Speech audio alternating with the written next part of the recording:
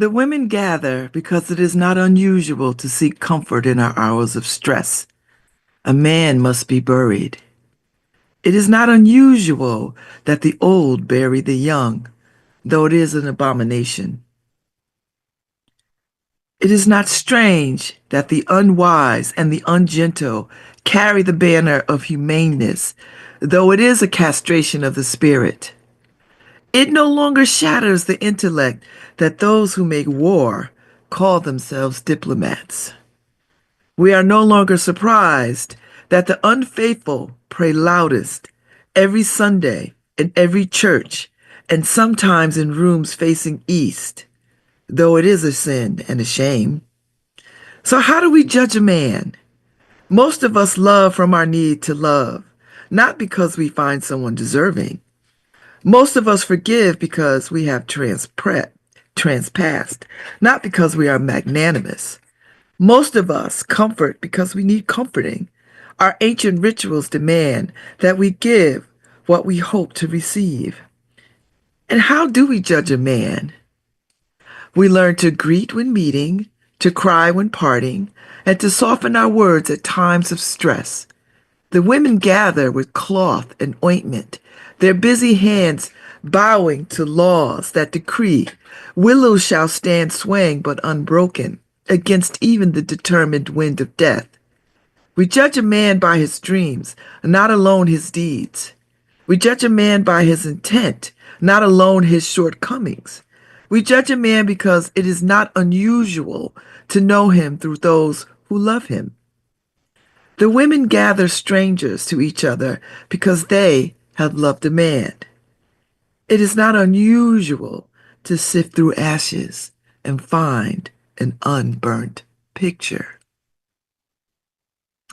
Welcome to LoveBabz, Love Talk. I'm Babz Rawls-Ivy. I'm reading the works of my soror and great love, Nikki Giovanni, who passed away yesterday at the wonderful age of 81. I cannot. It's odd for me to think that she and my mother were in the same age cohort. It just baffles my mind that they were in the same age cohort. And it was funny because the other day I was looking through my photos, on my devices, and I came across a picture of me and Nikki some years ago when she was here at Yale as a guest speaker, and it was such a wonderful day to have her there, to talk with her, and to help her with her fur coat, and to just talk with her. And it was just funny. I was just looking at those pictures the other day. So this morning I was looking for them again. I can't remember exactly where they were in my photos. So it's just an odd sort of serendipitous set of circumstances. So I thought today I would spend this morning, this hour. I'm not on the next hour. The next hour, I have a doctor's appointment. And yesterday I had a tumor removed from my head. So that's why I'm wearing my sparkly turban. I'm fine. A slight headache, little lightheadedness, but I mean, nothing to write home about. So anyway, this hour is dedicated um, to Nikki Giovanni, and I have a book of one of my favorite books of poetry, and I have just like all the books, but this is the one I just could put my hands on, without a whole lot of whatever. And this book has little marks on it of the poetry uh, that I liked, and all the ones that I loved. Anyway, the way I feel, and the last poem that I read, um, "The Women Gather," which was for a very specific. I think it was for Joe Strickland. The Women Gather, in parentheses, for Joe Strickland. That was the first one that I read. So I'm going to read The Way I Feel, which is these are all the one. And look, my book is coming apart. It's like it is. I've had this book since, I don't know, 78 or something. Um, Before I went off to college, I had this book. So, so I have marks where the poems that I love, love, love. And when I was a new reader, I always thought if you wrote in a book, it would just be sacrilegious on some level.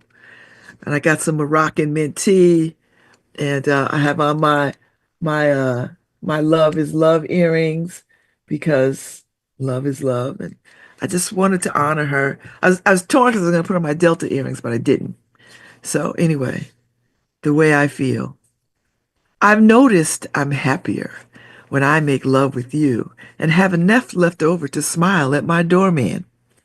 I've realized I'm fulfilled like a big fat cow who has just picked for a carnation contentment when you kiss your special place right behind my knee. I'm as glad as mortar on a brick that knows another brick is coming when you walk through my door. Most time when you're around, I feel like a note Roberta Flack is going to sing. In my mind, you're a clock, and I am the second hand, sweeping around you 60 times an hour, 24 hours a day, 365 days a year, and an extra day in leap year, 'cause that's the way, that's the way I feel about you. Kidnap poem. This is one of my favorites. I believe I know this one by heart. Ever been kidnapped by a poet? If I were a poet, I'd kidnap you, put you in my phrases, and meter you to Jones Beach, or maybe Coney Island, or maybe just to my house. Lyric you in lilacs, dash you in the rain, blend into the beach to complement my sea.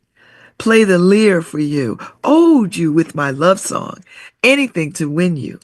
Wrap you in the red, black, green, show you off to mama. Yeah, if I were a poet, I'd kidnap you. I love that. Don't you just love that? What an amazing, amazing, amazing woman. She had Tupac tattooed on her because she was such a fan of his.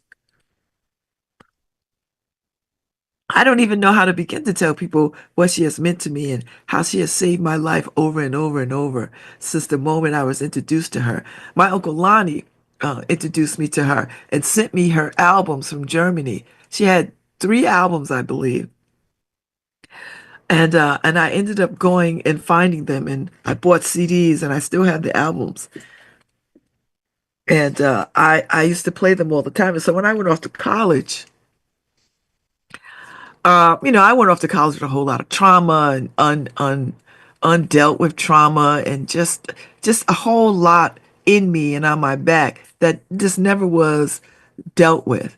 And so I would find myself in Sage Memorial, which was our campus library.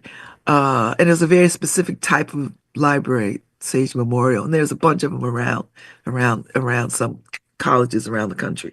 But anyway, we had a music room with albums and headsets and a record player. And I would sign up that room just about every day and sit in there and listen to all kinds of music, but mostly listening to Nikki Giovanni and bringing her books in there with me and whatever homework I needed to do. And that was the beginning, I think, of me trying to save my own life. Poetry is a trestle. Poetry is a trestle spanning the distance between what I feel and what I say. Like a locomotion, like a locomotive, I rush full speed ahead, trusting your strength to carry me over. Sometimes we share a poem because people are near and they would notice me noticing you. So I write X and you write O and we both win. Sometimes we share a poem because I'm washing the dishes and you're looking at your news. Or sometimes we make a poem because it's Sunday and you want ice cream while I want cookies. But always we share a poem because belief predates action. And I believe the most beautiful poem ever heard is your heart racing. So anyway, today is a rainy day. If you live in Connecticut, anywhere in the Northeast, it's a rainy day. It's a ducky ducky, quack quack, waddle waddle kind of day. And so I guess this is a little poem called Rain, Nikki Giovanni from the men and the women poems. So I find these poems to be intimate and romantic, which is how I like to be in that headspace all the time.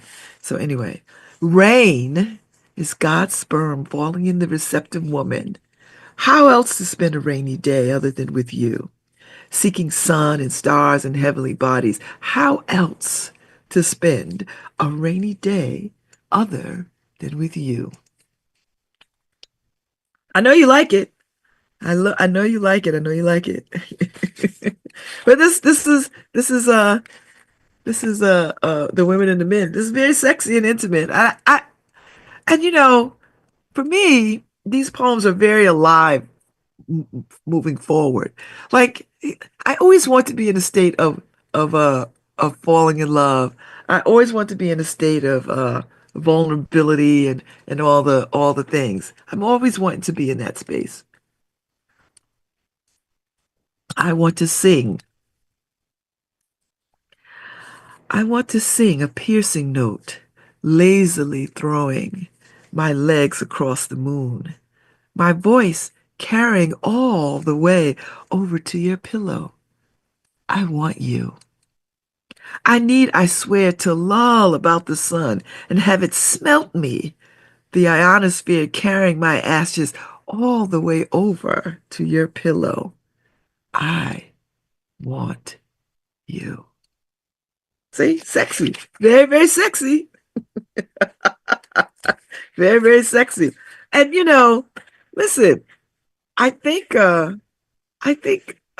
that's a way to sort of stay alive and to be alive and to know that you are alive, to sort of feel that. And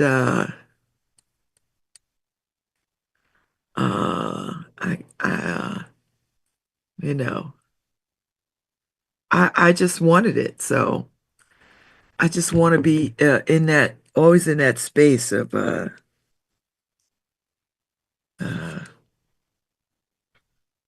always in that space of feeling everything. I don't want to be dull or numb to anything, unless it's like, excessive pain. Like what, I think my head numbed yesterday to get this daggone thing out of it. But anyway, so anyway. I won't be there. So I have a doctor's appointment. I just wanted to let people know that because people believe I'm going to be somewhere where I'm not going to be. Anyway, uh, let me see. Communication. I'll get to communication. Let's get to communication. If music is the most universal language, just think of me as one whole note. If science has the most perfect language, picture me as MC squared.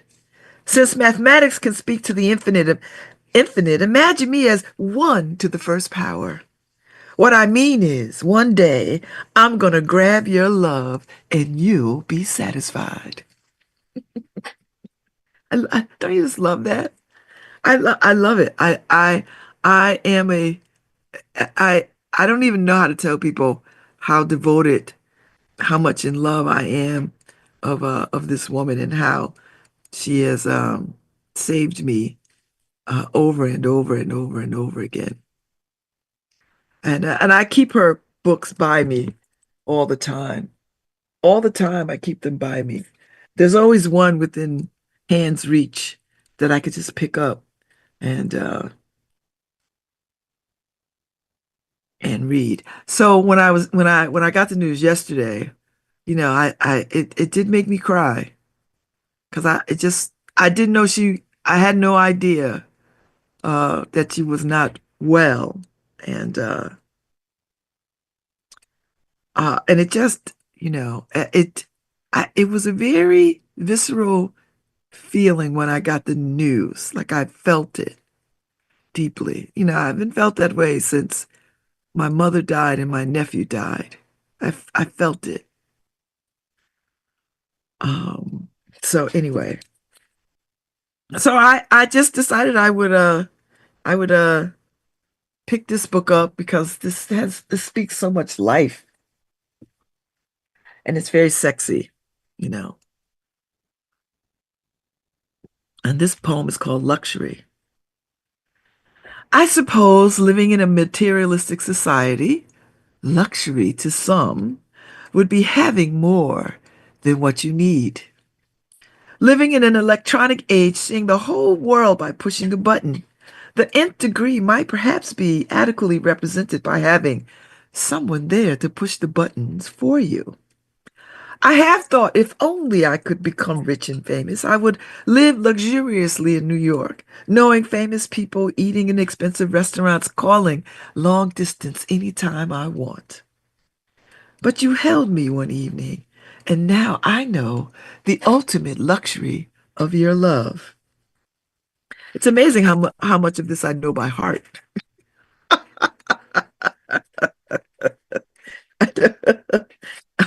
It is amazing to me how much I still know, uh, how much uh, how much of this I know by heart. And this book is so old, I feel like I need to just buy another one so I could play with that one and not mess with this one. That's how serious we are about our books, about books and about my poetry books and about Nikki Giovanni. I bought this book May 6, 1989. So I was already out of college by this time. I was living on College Street. I was living in the tab, apartment 14E. I was trying to remember that the other day when I was talking to somebody about I lived on the 14th floor. I couldn't remember the number or the number or the alphabet of the daggone apartment. 14E. Here it is. May 2nd. Anyway. So the book is broken up into parts called The Women, The Men, and some other places. And the first poem I read for y'all was The Women Gather, which is one of my favorites, you know. Uh, so now I'm gonna read December of My Springs. How appropriate, I think. Take a little more sip of this Moroccan tea. It's like a minty tea, which is really good. Although when you're in Morocco, the tea is way more mintier than this. Like this is just a hint of, I need to add some more pepper, more mint to this. But it's good. Don't get me wrong. It's good. It's good. The December of my springs. In the December of my springs, I long for the days I shall somehow have free from children and dinners and people I have grown stale with. This time I think I'll face love with my heart instead of my glands. Rather than hands clutching to satiate, my fingers will stroke to satisfy. I think it might be good to decide rather than to need. The pitter-patter rhythm of rain sliding on city streets is as satisfying to me as the quiet has become, and I like the raindrop. I accede to my nature. Perhaps there will be no difference between the foolishness of age and the foolishness of youth. Some say we are responsible for those we love. Others know we are responsible for those who love us. So I sit waiting for a fresh thought to steer the atmosphere. I'm glad I'm not iron, else I'd be burned by now. I just like that poem. Revolutionary Dreams.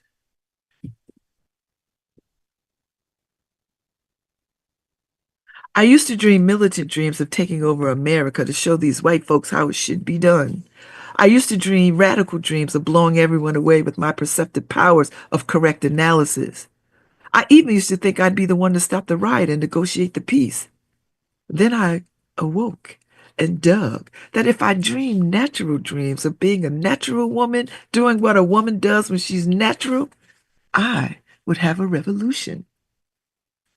Get it, girl. Get it, Nikki. The life I led. I know my upper arms will grow flabby. It's true of all the women in my family. I know that the purple veins, like dead fish in the Seine, will dot my legs one day, and my hands will wither while my hair turns grayish white. I know that one day my teeth will move when my lips smile, and a flutter of hair will appear below my nose. I hope my skin doesn't change to those blotchy colors. I want my menses to be undifficult. I'd very much prefer staying firm and slim, to grow old like a vintage wine fermenting in old wooden vats with style. I like to be exquisite, I think. I will look forward to grandchildren and my flowers, all my knickknacks in their places, and that quiet of bombs not falling in Cambodia settling over my sagging breast. I hope my shoulder finds a head that needs nesting, and my feet find a footstool after a good soaking with Epsom salts. I hope I die warmed by the life that I tried to live. Miss Giovanni, indeed, I think you have. Indeed, I think you have. Indeed, I'm trying to find all the ones that I that I like. That I love them all. Don't get me wrong. I love them all, but there are some that just speak to me. And every time I read them, I find a new reason why they speak to me. Poem for a lady whose voice I like. So he said, "You ain't got no talent. If you didn't have a face, you wouldn't be nobody." And she said, "God created heaven and earth and all that's black with them." So he said, "You ain't really no hot stuff. They tell me pretty sisters take care of better business than you." And she said, "On the third day, he made chitterlings and all good things to eat." And he said, "That's good." So he said, "If the white folks hadn't been under your skirt and been giving you the big play, you'd have to come on uptown like everybody else." And she replied, "Then he took a big, black, greasy rib from Adam and said, 'We call this Woe Man, and her name will be Sapphire, and she will divide into four parts that Simone may sing a song.' And he said, 'You pretty full of yourself, ain't you?' And she replied, 'Show me someone not full of herself, and I'll show you a hungry person.'" Go ahead, girl. Give that shade. Give that shade.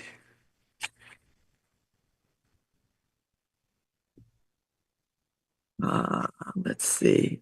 House cleaning. I always liked house cleaning, even as a child. I dug straightening the cabinets, putting the new paper on the shelves, washing the refrigerator inside out.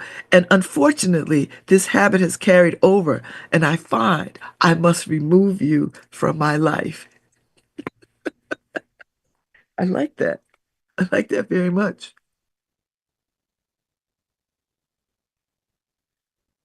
Ever want to crawl? Ever want to crawl in someone's arms? White out the world in someone's arms and feel the world of someone's arms. It's so hot in hell. If I don't sweat, I'll melt.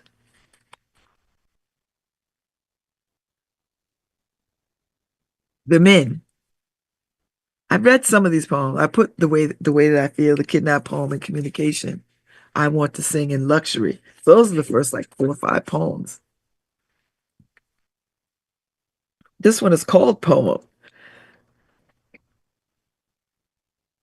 Like a will o' the wisp, like a will of the wisp in the night on a honeysuckle breeze, a moment sticks us together.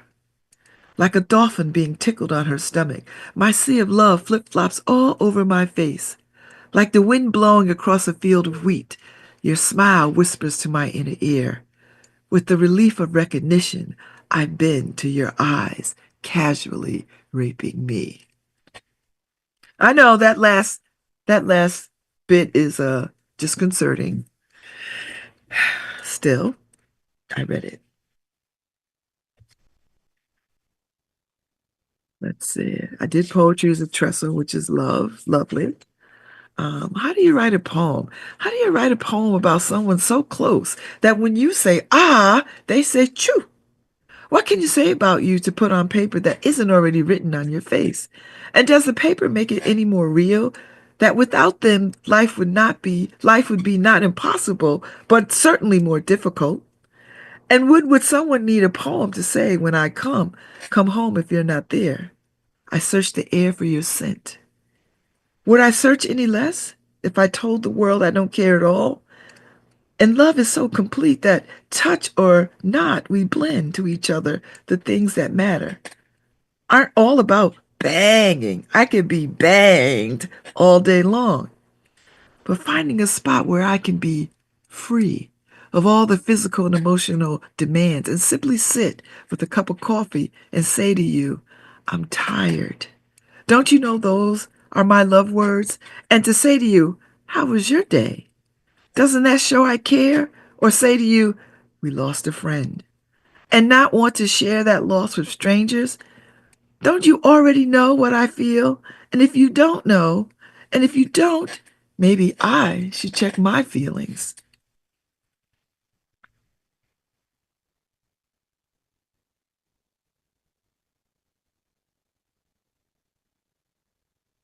And in some places, and in some places, a very simple wish. I want to write an image like a log cabin quilt pattern and stretch it across all the lonely people who just don't fit in. We might make a world if I do that. I want to boil a stew with all the leftover folk whose bodies are full of empty lives. We might feed a world if I do that. Twice in our lives we need direction, when we are young and innocent, and when we are old and cynical. But since the old refuse to discipline us and we now refuse to discipline them, which is a contemptuous way for us to respond to each other, I'm always surprised that it's easier to stick a gun in someone's face or a knife in someone's back than to skin anyone whom we like. I should imagine if nature holds true, one day we will lose our hands, since we do not work nor make any love. If nature is true, we shall all lose our eyes, since we cannot even now distinguish the good from the evil. I should imagine we shall lose our souls, since we have so blatantly put them up for sale and glutted the marketplace, thereby depressing the price. I wonder why we don't love. Not some people way on the other side of the world with strange customs and habits, not some folks from whom we were sold hundreds of years ago, but people who look like us, who think like us, who want to love us. Why don't we love them? I want to make a quilt of all the patches and find one long pole, one strong pole to lift it up. I have a mind to build a new world. Want to play? I love that. Night. In Africa, night walks into day as quickly as a moth is extinguished by its desire for flame. The clouds in the Caribbean carry night like a young man with a proud erection dripping black dots across the blue sky. The wind, a mistress of the sun, howls her displeasure at the involuntary fertilization. But nights are white in New York. The shrouds of displeasure mask our fear of facing ourselves between the lonely sheets.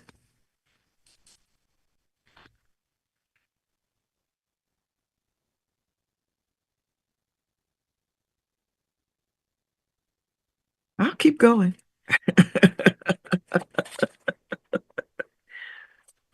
Poetry. Poetry is a motion graceful as a fawn, gentle as a teardrop, strong like the eye, finding peace in a crowded room. We poets tend to think our words are golden, though emotion speaks too loudly to be defined by silence. Sometimes after midnight or just before the dawn, we sit typewriter in hand, pulling loneliness around us, forgetting our lovers or children who are sleeping, ignoring the weary wariness of our own logic, to compose a poem. No one understands it. It never says love me, for poets are beyond love. It never says accept me, For poems seek not acceptance, but controversy. It only says, I am, therefore I concede that you are too. A poem is pure energy, horizontally contained between the mind of the poet and the ear of the reader. It does not sing discard the ear, for poetry is song. If if it does not delight discard the heart, for poetry is joy. If it does not inform, then close off the brain, for it is dead. If it cannot heed the insistent message that life is precious, which is all we poets wrapped in our loneliness are trying to say. Indeed. So this poem right here is how I met Ruby Melton. We were at Open Studios at the Yale campus out there in Milford or wherever the hell, West Haven or wherever it was. And I read this poem and she came up and introduced herself and asked me how to find it. And I told her who it was, and then I found it. She had given me her phone number and her email. I think I sent it to her or something. But this is the poem I met Ruby Melton. Always there are the children. And always, and I was reading this poem because I was participating in a poetry, something about poetry read. And I offered up this poem. And always there are the children. And always there are the children. There will be children in the heat of day. There will be children in the cold of winter. Children like quilted blanket are welcome in our old age. Children like a block of ice to a desert shake are sign of status in our youth. We feed the children with our culture that they might understand our travail. We nourish the children on our gods that they may understand respect. We urge the children on the tracks that our race will not fall short. But children are not ours, nor are we theirs. They are future, we are past. How do we welcome the future? Not with the colonialism of the past, for that is our problem. Not with the racism of the past, for that is their problem. Not with the fears of our own status, for history is lived, not dictated. We welcome the young of all groups as our own, with the solid nourishment of food and warmth. We prepare the way with the solid nourishment of self-actualization. We implore all the young to prepare for the young, because always there will be children. And she wrote this in Rome, November 12th, 1974. Always there will be the children. So anyway. uh, so this book is very, very special to me. And I think I need to get myself over to Possible Futures and get me a new copy, because I didn't warn this out. And I don't, and I'm not going to toss it. It's never going to get tossed. And if I can figure out a way to glue the pages back, well, damn it, I will. But maybe I just wrap it in a ribbon and put it away. How about that? I'll do that. Uh, anyway, let me pick something else to read. Hampton, Virginia. You know, she was a Fisk student, famously so. The birds flew south earlier this year, and flowers wilted under the glare of frost. Nature puts her house in order. The weather reports say this will be the coldest winter. Already the perch have burrowed deep into the lakes, and the snails are 6 instead of 3 feet under. I quilted myself one blanket and purchased 5 pounds of colored popcorn.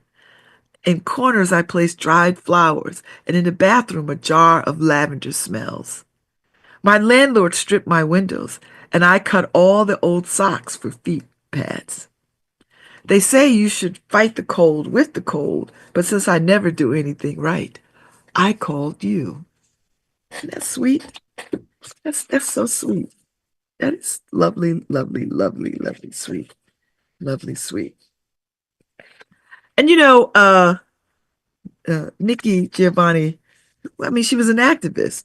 And you could go and watch the conversation she had with James Baldwin uh, many, many years ago. And they were having a conversation about a lot of things, men and women alike, and our relationship to ourselves and what we need to do. And it's a wonderful conversation. But there's a lot of conversations up online that you could get. You could go and listen to her. She was quite prolific. Did I agree with everything she said? I don't agree with everything a lot of people say, but I loved her. I loved her. I loved her. I loved her. And sometimes I sit, and sometimes I sit down at my typewriter and I think, not of someone, because there isn't anyone to think about. And I wonder, is it worth it? The fact that she's saying typewriters, that tells you some idea how old this is, and how much older it will be when this falls onto younger hands. I hope that they're teaching poetry and discovering poets in high schools. I had the benefit of having Miss Prokop at Eli Whitney, who was my English teacher in one of my grades. And she stands out to me. And I probably had other English teachers, but I don't remember a damn thing they said or whatever. But Miss Prokop stood out to me because she was always introducing me to black folks, little Jewish woman, always introducing me to black folks. And the older I get and the more I remember this, the more delicious and profound. I mean, she introduced me to Nikki Giovanni. So it was like her and my uncle were like tag teaming me. I couldn't help but be in love with Nikki Giovanni because of that. You know, I just couldn't, there was just no way out but love, you know, that was it. Each Sunday, if she wore her dresses like the same length as mine, people would gossip viciously about her morals. If I slept, head barely touching the string of freshwater fake pearls, mouth slightly open, eyebrows knitted almost into a frown, people would accuse me of running around too much. Suddenly, her eyes, springing away from her sleep, intensely scope the pulpit and fall on me. I wonder, did she dream while baking cold water cornbread? Of being a great reporter, churning all the facts together and creating the truth? Did she think, while patching the torn pants and mending the socks of her men, of standing arms outstretched before a great world body offering her solution for peace? What did she feel wringing the neck of Sunday's chicken, breaking the beans of her stifled life? She sits each Sunday, black dress falling below her knees, which have drifted apart, defining a void, in the temple of her life, in the church of her God, strong and staunch and hopeful that we never change places.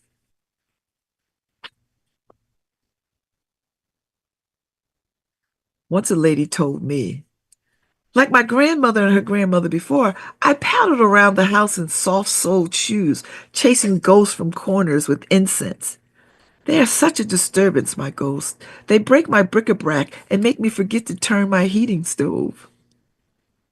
The children say, you must come to live with us.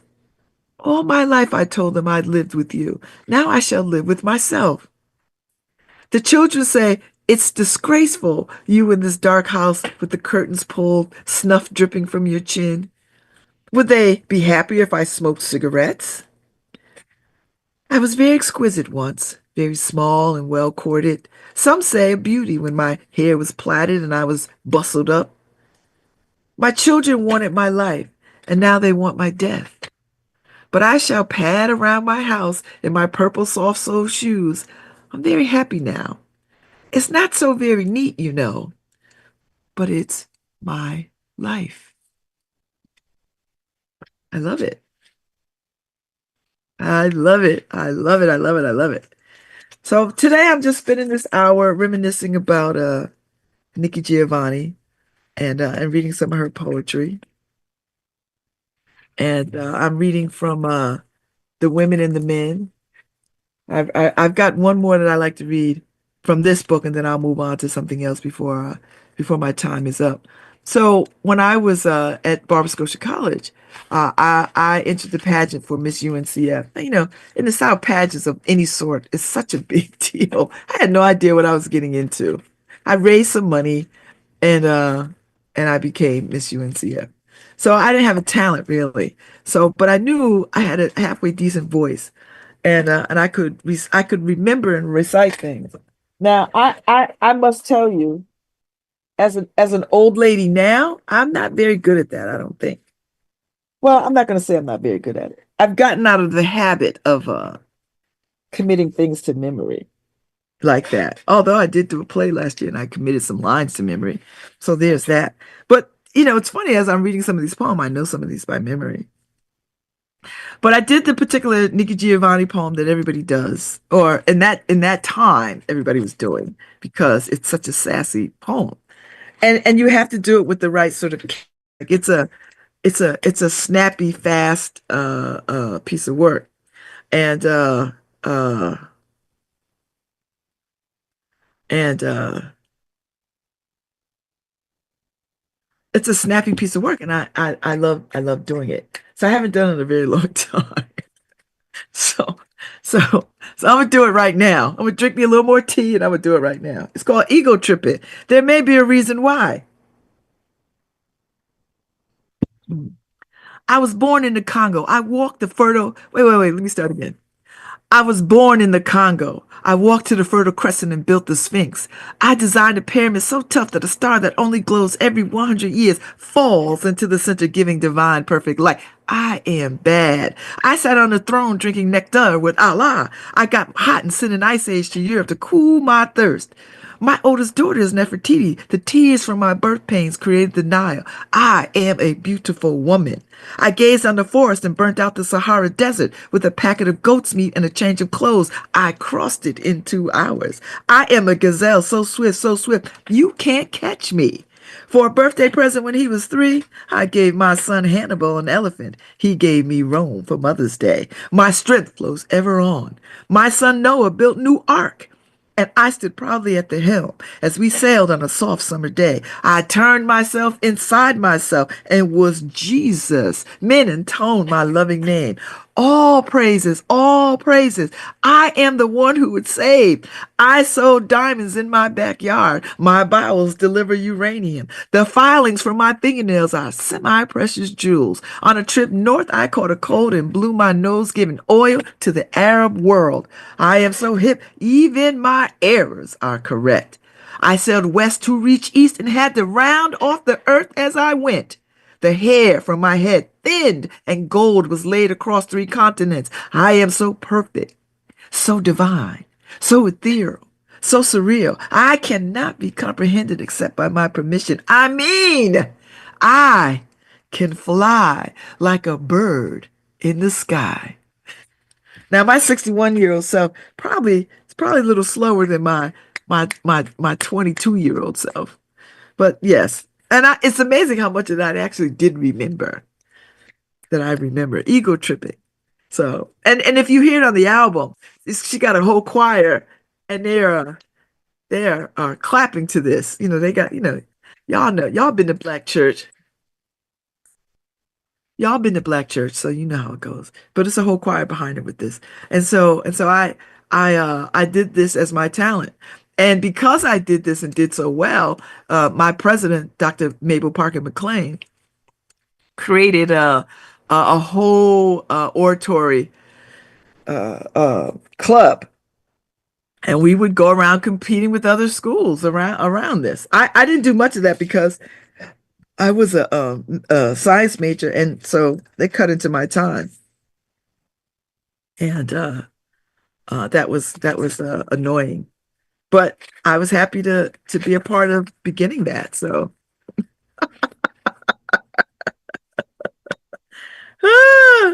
so yeah, that's my talent right there. Ego tripping. So let me give you a little bit of let me give you this poem, Africa, and then I think I gotta find it's another poem, but it's not in this book, and I have to I will look it up. So let me see. one of my favorites. Uh, it's actually one of my favorites. A very long poem. Uh, I forgot what, oh Lord, you know, I'm going to give you the Africa poem. Uh, and uh, I'm going to give you the Africa poem, and then I'm going to give you my very favorite poem. I have it's unfair to say favorite poem, but I'm going to give you the Africa poem, then I'm going to give you my favorite poem because I think it's still my favorite. Yes, I'm going to claim it as my favorite. The Africa poem I'm going to read to you now because I think it's a great poem. I am a teller of tales, a dreamer of dreams. Shall I spin a poem around you? Human beings grope to strangers to share a smile, complain to lovers of their woes, and never touch those who need to be touched.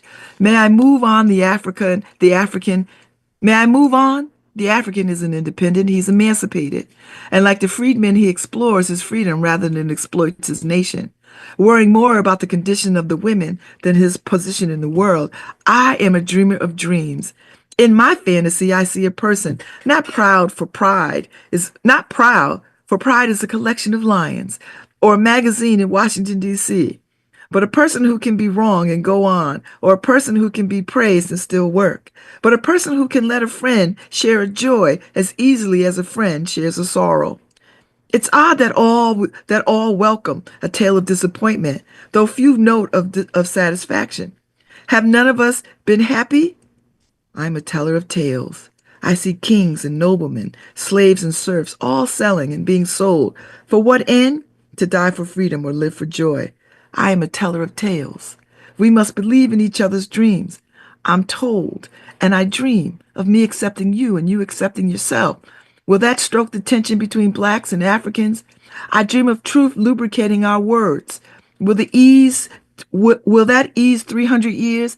And I dream of black men and women walking together, side by side, into a new world, described by love and bound by difference. For nothing is the same except oppression and shame. May I spin a poem around you? Come, let's step into my web and dream of freedom together. That is a beautiful poem. So this is my last poem before I get out of Dodge. I'm not, let's see, resignation. And I'm not on the next hour, so Harry will play the best hour. He'll do something. Uh, I love you because the earth turns round the sun, because the north wind blows north sometimes, because the Pope is Catholic and most rabbis Jewish, because the winters flow into springs and the air clears after a storm, because only my love for you, despite the charms of gravity, keeps me from falling off this earth into another dimension. I love you because it is the natural order of things. I love you, like the habit I picked up in college of sleeping through lectures or saying I'm sorry when I get stopped for speeding, because I drink a glass of water in the morning and chain smoke cigarettes all through the day, because I take my coffee black and my milk with chocolate, because they keep my feet warm, because you keep my feet warm. Though my life a mess, I love you because I don't want it any other way. I am helpless in my love for you. It makes me so happy to hear you call my name. I'm amazed you can resist locking me in an echo chamber where your voice reverberates through the four walls, sending me into spasmic ecstasy. I love you because it's been so good for so long that if I didn't love you, I'd have to be born again. And that's not a theological statement. I am pitiful in my love for you. The Dells tell me love is so simple. The thought, though, of you sends indescribably delicious multitudinous thrills throughout and through in my body. I love you because no two snowflakes are alike. And it is possible if you stand tippy-toe to walk between the raindrops. I love you because I'm afraid of the dark and I can't sleep in the light.